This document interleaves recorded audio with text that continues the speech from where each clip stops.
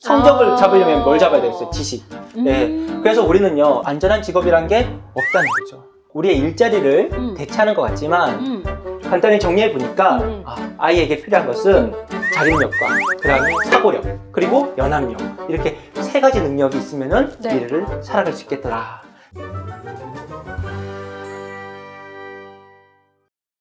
4차 혁명 시대 인공지능 하면 더 우리의 밝은 미래가 기대가 돼야 되는데요. 부모들이 불안해하거든요. 그 이야기 좀 해주세요. 왜 불안한가요? 네, 불안한 이유는요. 네. 딱 한 가지예요.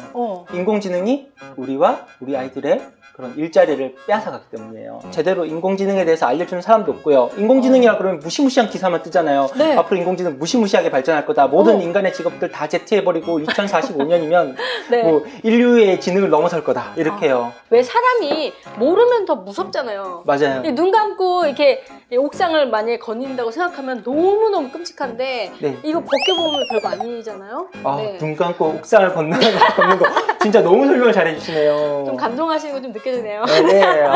네, 맞아요. 제 눈을 좀 띄워준 책이었습니다. 네네네. 감사합니다. 네. 여러분, 인공지능 그러면요, 우리 사람의 형상을 한 로봇의 모습을 하고 네. 사람 일을 그대로 따라하고 사람을 능가하는 그런 존재만 인공지능으로 생각하시는데요. 사실 인공지능은 말 그대로 인간이 만든 지적 능력을 가진 인공지능. 예, 맞습니다. 한번 요 그대로. 우리 계산기만 봐도요. 계산기는요, 더하기 빼기 같은 계산을 할 수 있잖아요. 인간이 네. 할 수 있는 그런 지적 능력을 가지고 있어요. 근데 더하기 빼기나 그런 연산 작용을요, 어떤 인간보다 더 빠르고 정확하게 하잖아요. 그죠. 이렇게 간단한 계산기도 더하기 빼기만 할 수 있는 계산기도 인공지능이라는 거죠. 아침에 일어날 때 어떻게 일어나세요? 핸드폰에 알람 맞춰놓고 일어나잖아요. 네. 알람은요, 현재 시간이 지정한 시각과 같은지를 판단해서 소리를 울려주는 인공지능이에요.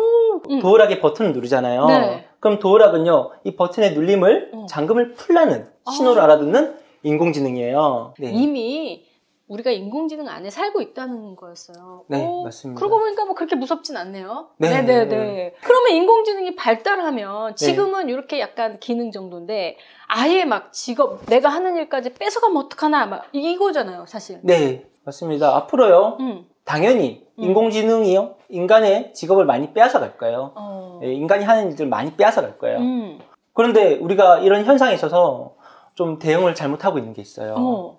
전문가들 보면요, 네. 인공지능에게서 안전한 직업만 짚어주려고 하잖아요. 근데 제가 공부하다 보니까 안전한 직업이란 게 없다는 거죠. 우리의 일자리를 대체하는 것 같지만 여러 가지 작업이 있잖아요. 네. 자동화되기 쉬운 작업도 있고요. 하지만 루틴하지 않아서 자동화되기 어려운 작업도 있거든요. 그래서 자동화되기 쉬운 작업들은 여태까지 우리 잘 대체해왔어요. 예전에 계산기 쓰던 거, 그 다음에 이제 엑셀 쓰고 이런 식으로 많이 대체가 됐잖아요. 네네네. 우린 그걸 잘 이용하면서 왔고요. 네. 네. 그러니까 이제 직업이 아니라 여기 책에 나와 있는 대로 작업을 네. 대체하고 있다는 거죠. 네. 그러니까 세탁기도 나오고 식기세척기도 나왔는데도 불구하고 사실 뭔가 가사 일이 많이 준 것 같진 않거든요. 유토피아하고 디스토피아 이런 사회를 바라보는, 미래를 바라보는 두 가지 관점이 있잖아요. 네. 저는 솔직히 유토피아가 아니라 디스토피아로 현재의 그런 사회적 빈부격차가 더 극단화되는 방향으로 미래가 진행될 거라고 생각해요.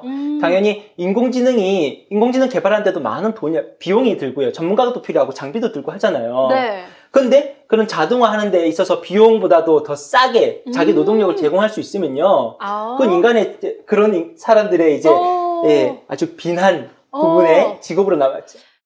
맘스 라디오. 현재 우리가 아이를 키우는 데 있어서 사실 다른 게 뭐 중요한지 뭔가 확실히 잡히는 게 없으니까 우리 눈에 확실히 잡히는 게 뭐예요? 성적을 잡으려면 뭘 잡아야 되겠어요? 지식. 네. 그래서 우리는요, 아이들을 어떻게 지식을 많이 습득하게 하느냐, 그 성적을 높이 만드냐, 거기만 오로지 잣대를 맞추고 키우고 있거든요. 네. 불안하니까. 네. 성적이라도 높으면은 좀 안심이 되거든요. 맞습니다. 그런데 지식에 머무르면 안 된다는 거죠.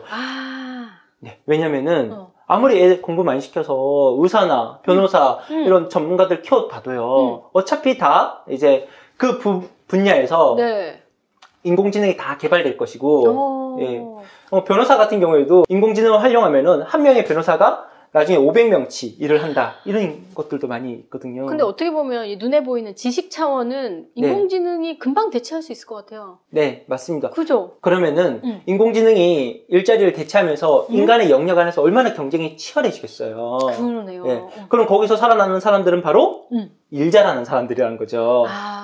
그럼 우리 아이 일 잘하게 하려면 어떻게 키워야 되느냐? 이것도 다 지식 말고도 잣대가 있습니다. 바로 역량이라는 겁니다. 역량은요, 어려워 보여도 절대 어려운 게 아닙니다. 지식을 바탕으로 실제 일 잘하는 능력이에요. 지식을 바탕으로 일을 잘하는 거. 네. 역량이 크게 두 가지가 있거든요. 네. 유형적 역량하고 무형적 역량. 형태가 있어서 유형적. 그리고 형태가 없어서 무형적. 형태가 있는 일은요, 유형적 역량은 형태가 있으니까 자동화되기가 쉽잖아요. 틀이 있으니까. 그러니까. 이게 바로 인공지능이 잘할 수 있는 작업이에요. 네. 하지만 무형적 역량은 형태가 없어서 인공지능으로 대체하기 힘드니까 자동화되기 어려우니까요. 무형적 역량이 뛰어난 아이로 키우면요. 미래도 잘 살아남을 수 있다는 겁니다.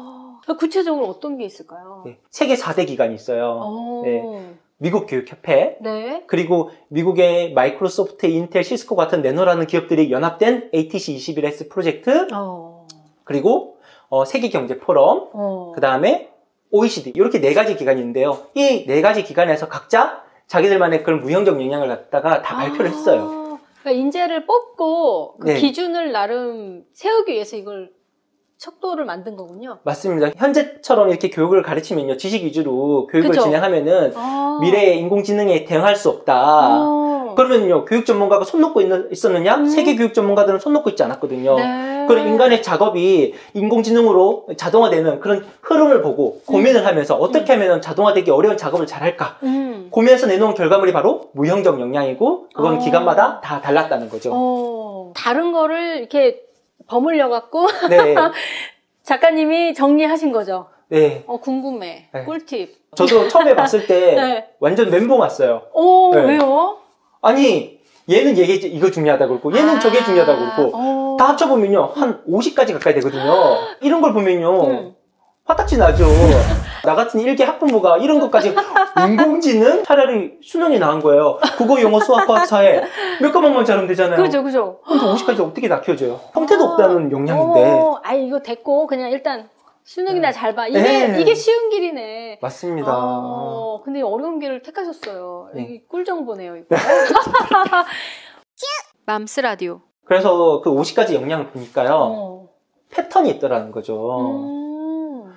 저는 OECD에서 그 기준을 봤는데요. OECD가 얘네들이 이제 한 10가지 역량을 갖다가 발표를 하면서 그냥 발표한 게 아니라 12개국의 보고서와 그 다음에 수많은 전문가들의 의견을 취합해서 만들었거든요. 그래서 뭐든지 여기 OECD 틀 안에 다 들어가는 거예요. 그래서 제가 OECD가 마련한 크게 3개의 틀이 있거든요. 그 틀에다가 다른 기관들의 역량도 다 집어넣으니까 다 들어가더라는 거죠. 그래서 OECD 하는구나. 네.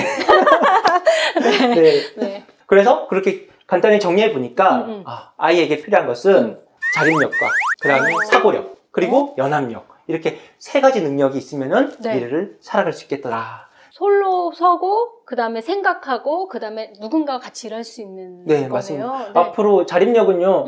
앞으로 평생 직업 없잖아요. 대표님도 아실 거예요. 직업 바꾸는 게 얼마나 큰 일인지 인생에 있어서. 왜 이렇게 목소리 힘줘서 말씀하세요? 너무 오버했나요? 그러면요, 직업 바꾸기까지 얼마나 마음고생 많이 하면서 좌절을 맛보겠어요. 그죠? 그런 어려움에 고난을 극복하면서 일어날 수 있는, 자기 스스로 일어날 수 있는, 일으키는 힘, 자립력이 필요하고요. 그리고 앞으로는 이제 정형화되지 않은 그런 새롭고 아주 복잡한 문제도 풀 수 있는 문제 해결력, 그게 사고력이거든요. 사고력, 그리고 혼자서 잘나서는 안 되잖아요. 그죠. 다른 사람들과 연계해서요, 인간들의 그런 지혜를 모아서 잘 연합을 해가지고, 협동을 해가지고, 문제 해결해야 되니까 연합력이 중요하다는 거였어요. 연합력. 그 안에 뭐 어떻게 보면 뭐 공감 능력이라든지 대화를 잘한다 다 들어가 있겠네요. 그렇습니다. 네. 와, 그렇구나. 이 3가지는 정말 꼭 기억해 두셨으면 좋겠어요. 아이한테 당장은 원망 들어도 나쁜 엄마라는 소리 들어도 한번 열심히 키워보려고요. 근데 그렇게 들어온 아이들 부모도 모르고요. 배우자도 모르잖아요. 그 네네. 아이들이 직장생활 잘했는지. 네. 제가 동료의 눈으로 보니까 아니더란 거죠. 명부대를 나올수록 퇴사를 많이 하고 적응을 못 하더라는 거죠.